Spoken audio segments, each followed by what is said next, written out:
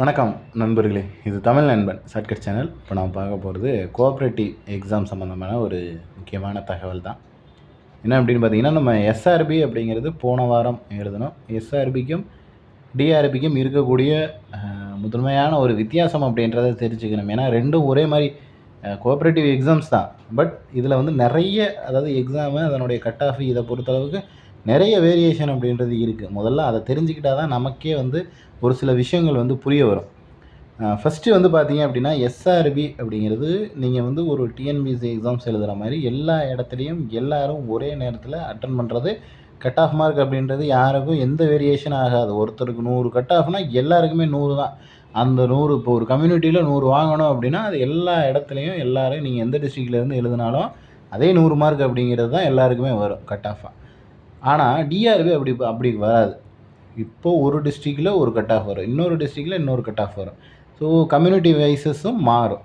So இதை வந்து variation அப்படின்றத புரிஞ்சுக்கிட்டோம்னாலே நம்மளால் ஓரளவுக்கு அசம்ஷன் அப்படின்றது பண்ண முடியும். எஸ்ஆர்பி பொறுத்த அளவுக்கு பார்த்தீங்க அப்படின்னா 19,000 சம்திங் நபர்கள் தான் எழுதினாங்க. பட் டிஆர்பி 56,800 பேர் வந்துட்டு எழுதியிருக்காங்க. அப்படியே கிட்டத்தட்ட பார்த்தீங்க அப்படின்னா 3 மடங்கு. ஸோ இந்த 3 மடங்கு நபர்கள் அதிகமாகிருக்காங்க அப்படின்னா நமக்கு வந்து காம்படிஷன் அதிகமாக அப்படின்னு கேட்டால் கிடையாது. ஸோ காம்படிஷன் அப்படின்னு பொறுத்தளவுக்கு பார்த்திங்கன்னா மிக குறைவு தான். அதுலேயும் ஏன்னா நம்ம வந்து இதில் 2-3 விதமாக பிரிக்கணுங்க. முதல்ல உங்களோட டிஸ்ட்ரிக்டில் இருக்கிறவங்க மட்டும்தான் உங்களுக்கான ஒரு போட்டியாளர். அதில் வந்து கிட்டத்தட்ட பார்த்தீங்க அப்படின்னா தேர்வு எழுதின 56,000 பேரில் கிட்டத்தட்ட ஒரு 1000 பேரோ 2000 பேரோ மேக்ஸிமம். ஏன்னா 38 டிஸ்ட்ரிக்கு 1000 to 2000 தான். ஒரு டிஸ்ட்ரிக்கு 2000 பேர்னு வச்சாலுமே கிட்டத்தட்ட வந்து உங்களுக்கு 56,000 தாண்டியே போகுது 38 டிஸ்ட்ரிக்கும் வச்சோம்னா. அப்படிங்கிறப்போ நீங்கள் வந்துட்டு ஒரு 1000லேருந்து 1500 பேர் மட்டும்தான் உங்களுடைய போட்டியாளர். ஸோ 58,000 பேரும் உங்கள் போட்டியாளர் கிடையாது. இதிலேயே மீதி இருக்கிற 54,500 பேர் வந்து காலி ஆயிடுறாங்க. ஸோ அவங்களுக்கும் உங்களுக்கும் எந்த வித சம்மந்தமும் கிடையாது. ஃபஸ்ட்டு டிஸ்ட்ரிக்கு. அதுக்கு அடுத்து நீங்கள் பார்க்க வேண்டியது, இப்போ ஒரு 1500 பேர் உங்கள் டிஸ்ட்ரிக்டில் நீங்கள் காம்படேட் பண்ணின மாவட்டத்துக்கு எழுதியிருக்காங்க அப்படின்னா உங்களோட கம்யூனிட்டியில் எவ்வளோ பேர் வருவாங்க அப்படிங்கிறத முதல்ல பார்க்கணும். ஸோ இதில் வந்துட்டு BC, BCM, MBC, MBC DNC, SC, SCA, ST இப்படின்னு ஏகப்பட்ட பிரிவுகள் அப்படின்றது இருக்குது. ஸோ இதுக்கு எல்லாத்துக்குமே ரிசர்வேஷன் அப்படின்றதும் ஃபாலோ பண்ணுறாங்க.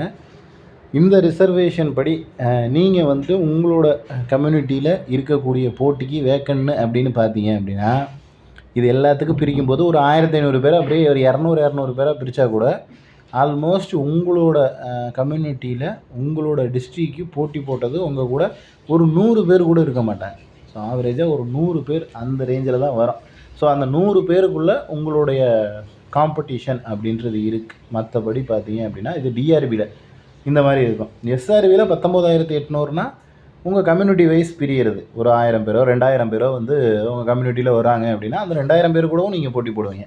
பட் இங்கே அப்படி கிடையாது. 2000 பேர் கூடலாம் போட்டி போட மாட்டீங்க. வெறும் 100 பேர் கூட தான் நீங்கள் போட்டி போடுறீங்க. அதுதான் நிதர்சனமான உண்மை.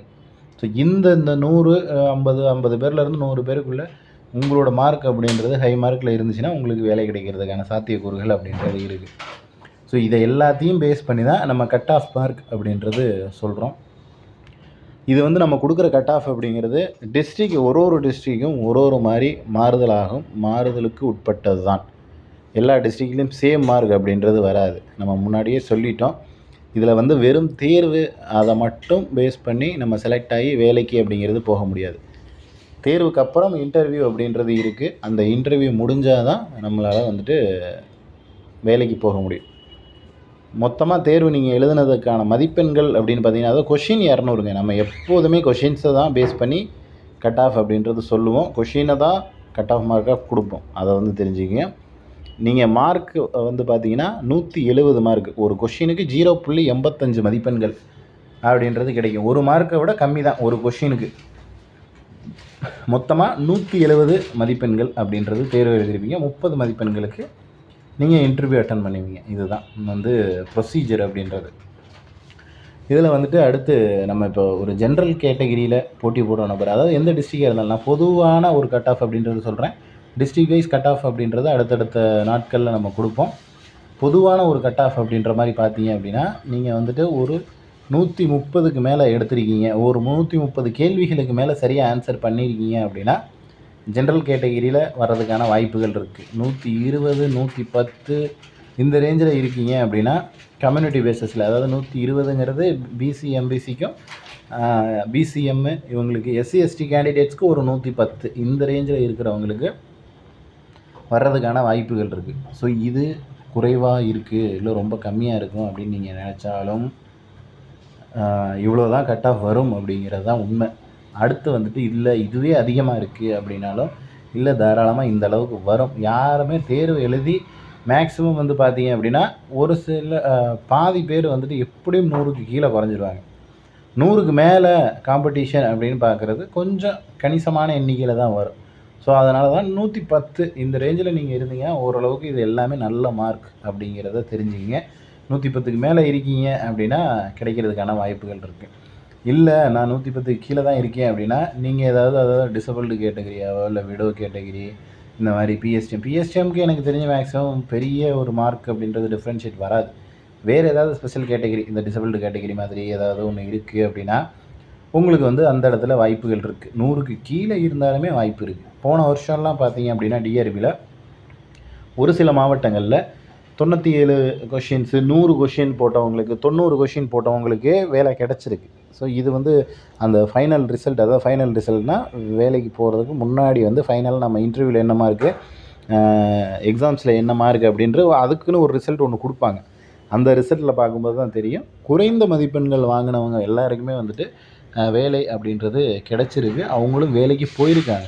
ஏன்னா கடந்த முறை காம்படிஷனை இந்த முறை காம்படிஷன் ஒப்பிட்டு பார்க்க முடியாது. ஏன்னா போன வாட்டி இருந்ததுக்கும் இந்த வாட்டி கொஞ்சம் அதிகப்படியான காம்படிஷன் இருக்குது, அதுதான் உண்மை. போன இருந்ததுக்கு விட இப்போ டபுள் மடங்கு காம்படிஷன் இருக்குது. பட் வேக்கன்சி ப்ளஸ் வந்துட்டு இருக்கிற அந்த இதெல்லாம் பொறுத்து தான் நம்ம இந்த கட் ஆஃப் மார்க் அப்படின்றது சொல்கிறோம். அதனால தான் அந்த 110 வரைக்கும் கட் ஆஃப் அப்படின்றது நம்ம கொடுக்குறோங்கிறதையே தெரிஞ்சுக்கங்க. ஏன்னா முன்னாடி மாதிரி இருந்துச்சுன்னா 90 வரைக்குமே 90 கேள்விகள் போட்டவங்களுக்கே வேலை கிடச்சிருக்கு. அப்படிங்கிறப்ப நம்ம 90 வரைக்கும் வாய்ப்பு இருக்குதுன்னு சொல்லுவோம். பட் இப்போ காம்படிஷன் கொஞ்சம் அதிகமாக இருக்கிறது காரணத்தினால 110 கேள்விகளுக்கு மேலே இருக்கீங்க அப்படின்னா ஓரளவுக்கு நீங்கள் வந்து எதிர்பார்க்கலாம், வெயிட் பண்ணி பார்க்கலாம். கட் ஆஃப் வரும்போது நமக்கு இந்த மார்க்குக்கு வேலை கிடைக்குமா கிடைக்காதா அப்படின்னு எதிர்பார்க்கலாம். இல்லை நான் அதுக்கும் கீழே ரொம்ப 100 கீழே தான் இருக்கேன், வேறு எந்த கேட்டகரியும் வராது எனக்கு, நான் ஜஸ்ட்டு ஒரு கம்யூனிட்டி பேசிஸில் மட்டும்தான் போட்டி போடுறேன் அப்படின்னா கண்டிப்பாக நீங்கள் எதிர்பார்க்குறது வேஸ்ட்டு தான். அடுத்த தேர்வுக்கு இப்போ இருந்தே படிக்க ஆரம்பிச்சிடலாம். ஸோ அதனால் வந்துட்டு எந்த ஒரு ப்ராப்ளமும் இல்லை. ஸோ இதில் உங்களுக்கு வேறு ஏதாவது சந்தேகங்கள் இருந்துச்சு அப்படின்னா கீழே கமெண்ட் செக்ஷனில் கமெண்ட் பண்ணுங்கள். அதே போல் தொடர்ச்சியாக நம்ம வந்துட்டு கட் ஆஃப்க்கான வீடியோஸ் அப்படின்றது அடுத்தடுத்த நாட்களில் கொடுப்போம். ஸோ தொடர்ச்சியாக நம்ம சேனலை ஃபாலோ பண்ணிக்கிங்க. இதில் வேறு ஏதாவது நம்ம பேசணும் அப்படின்னாலும் அந்த தகவல்கள் ஏதாவது இருக்குது அப்படின்னாலும் கீழே கமெண்ட் பண்ணுங்கள். நெக்ஸ்ட் அடுத்த வீடியோவில் பார்க்கலாம். தேங்க்யூ.